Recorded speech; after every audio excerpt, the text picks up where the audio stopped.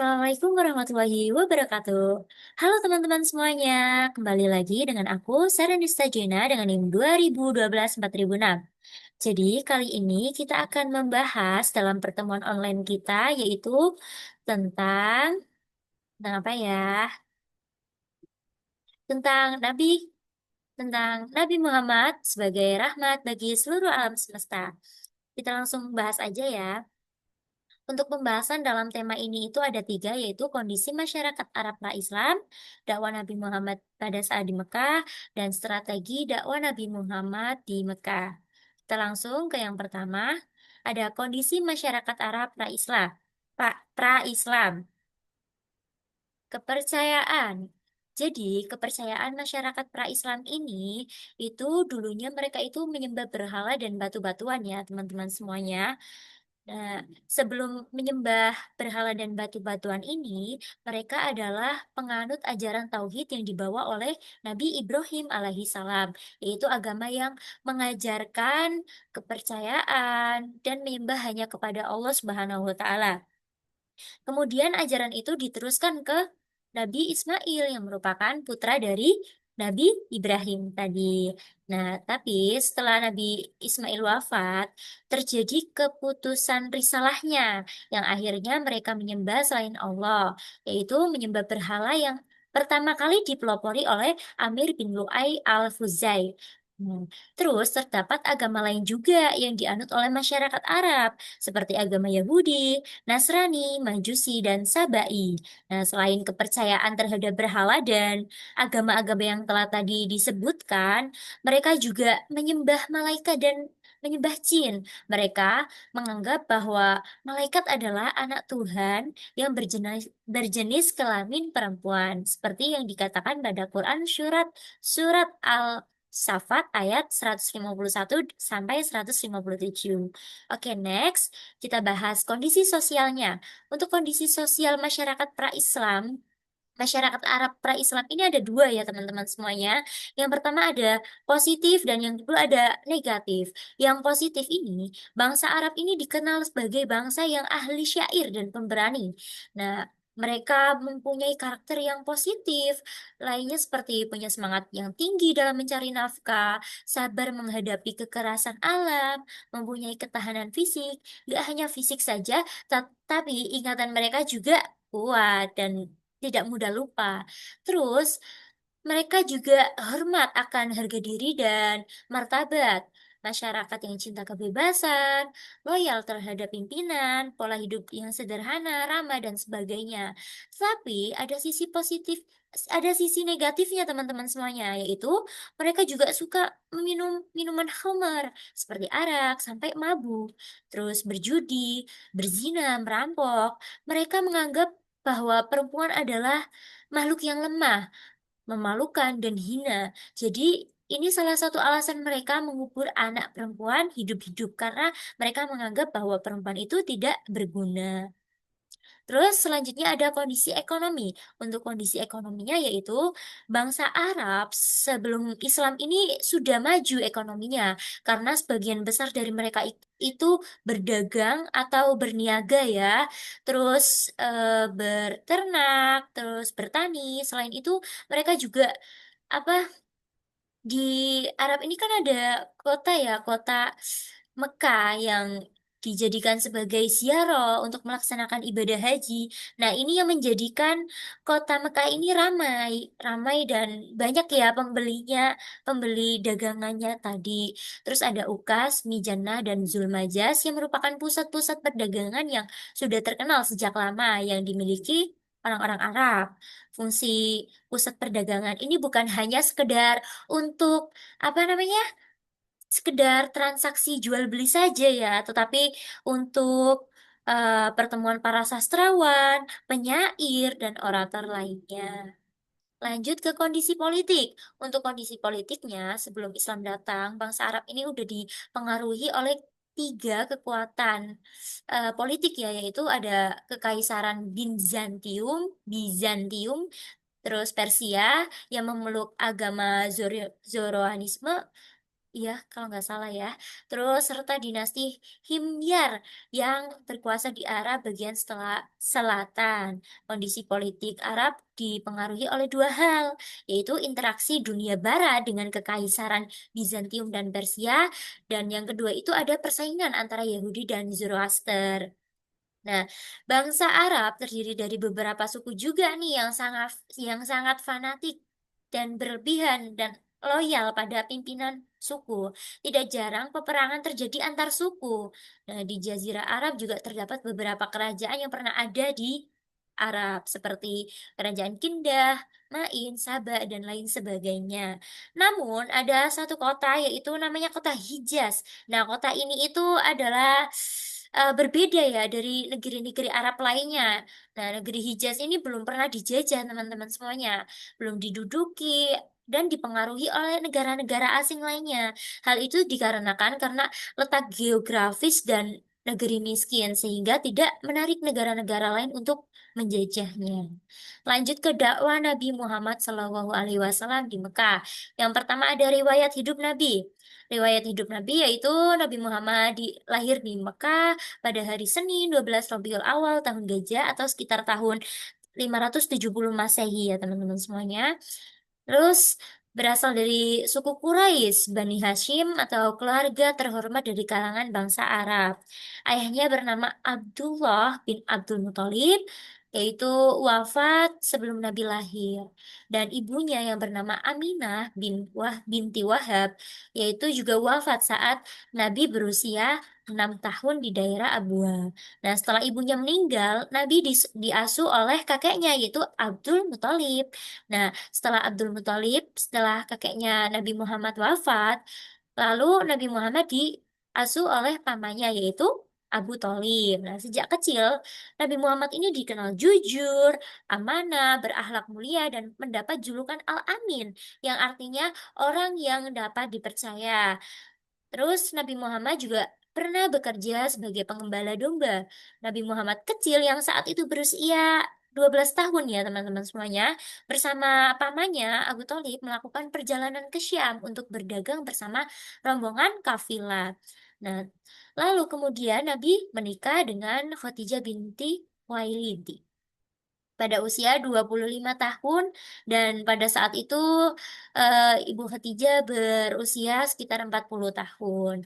Nah, mereka dikaruniai dikaruniai beberapa anak seperti Qasim, Zainab, Ruqayyah, Ummu Kulthum, Fatimah dan Abdullah. Nah, Nabi Muhammad juga pernah ikut perang Fijar yang menjadi bagian dari Hilful Fudul atau perjanjian untuk menegakkan keadilan. Nah, Nabi Muhammad juga sering beribadah dan merenung di Gua Hiro, memikirkan kondisi umatnya, kondisi masyarakat Arab yang menyimpang dari tauhid. Lanjut permulaan dakwah Nabi. Nah, pada saat itu dimulai dari usia 40 tahun setelah turunnya wahyu pertama di Gua Hiro melalui malaikat Jibril yang berupa Quran Surat Al-Alaq ayat 1 sampai 5. Nah, setelah itu beliau menerima wahyu kedua yaitu Quran Surat Al-Mudaththir ayat 1 sampai 7 yang memerintahkan untuk menyampaikan risalah Islam. Pada awalnya dakwah ini dilakukan secara sembunyi-sembunyi selama 3 tahun kepada ini tuh targetnya ke keluarga, sahabat terdekat, lalu turunlah perintah untuk berdakwah secara terang-terangan melalui firman Allah dalam Quran Surat Al-Hijr ayat 94 yang memerintahkan Nabi agar menyampaikan dakwah secara langsung, secara terang-terangan. Nah, selama 13 tahun di Mekah, Nabi Muhammad menerima wahyu dari Allah yang turun secara berangsur-angsur ya. Wahyu yang turun pada masa itu disebut surat Makkiyah, berjumlah 89 surat dan 4.726 ayat. Lanjut, prioritas dakwah Nabi yaitu 5M. 2, 3, 4. Ya, ini sama ya. 4M berarti. Yang pertama mengajarkan ketauhidan, dua mengajak masyarakat Mekah yang menyembah berhala, terus yang ketiga memberi khobar tentang hari pembalasan, yang keempat mengangkat dan melindungi hak asasi manusia. Lanjut, respon masyarakat. Nah, bagaimana sih respon masyarakatnya? Dan pada umumnya, orang kafir Quraisy ini tidak senang menerima kehadiran agama Islam di tengah-tengah kehidupan mereka.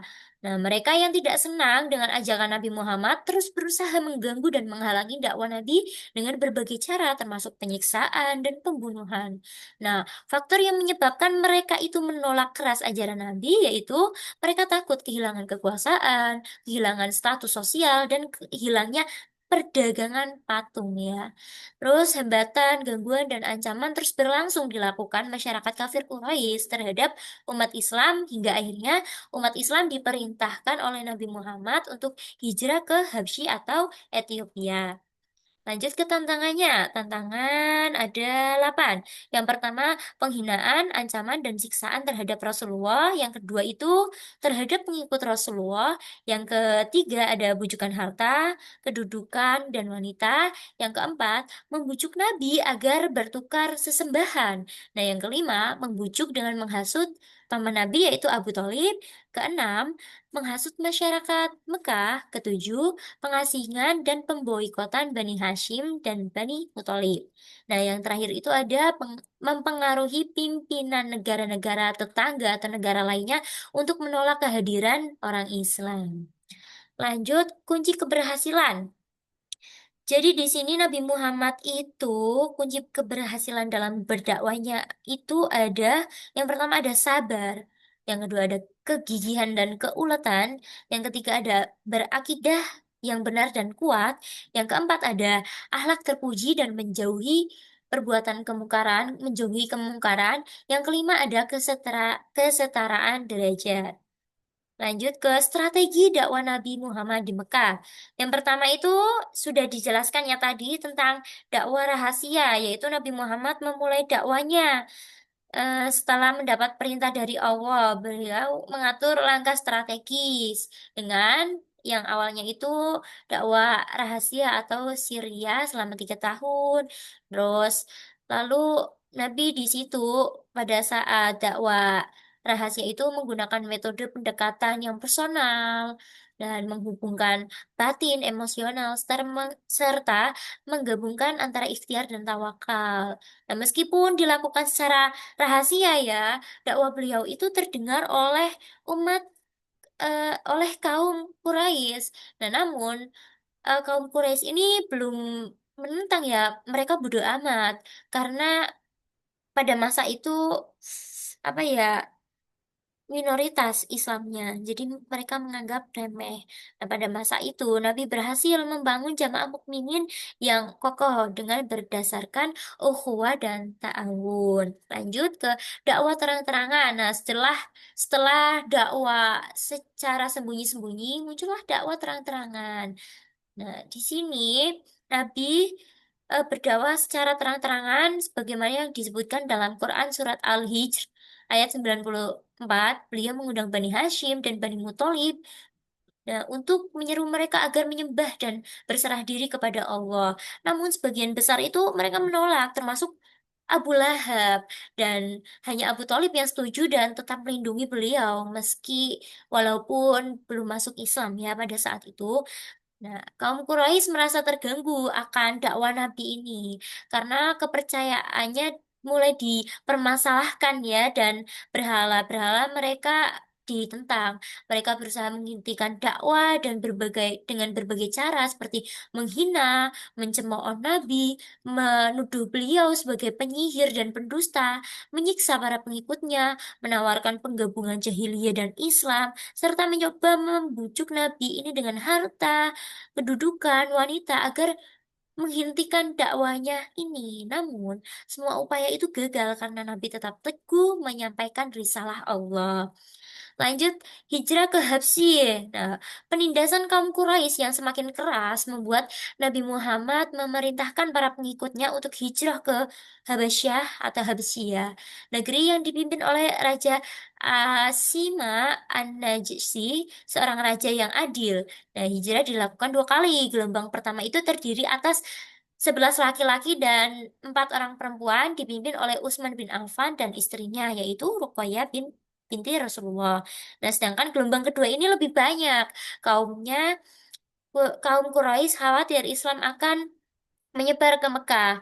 Mereka mengirim dua utusan untuk meminta Raja Najasyi ini mengembalikan kaum Muslim. Namun Raja Najasyi menolak dan tetap melindungi para sahabat sehingga kedua utusan itu pulang ke Mekah dengan tangan hampa.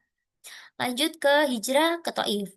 Nah, hijrah ke Taif ini dilakukan Nabi Muhammad setelah wafatnya istri beliau yaitu Khadijah dan pamannya Abu Thalib. Nah, setelah kepergian keduanya ini, tekanan kaum Quraisy semakin keras sehingga Nabi mencari tempat baru untuk berdakwah.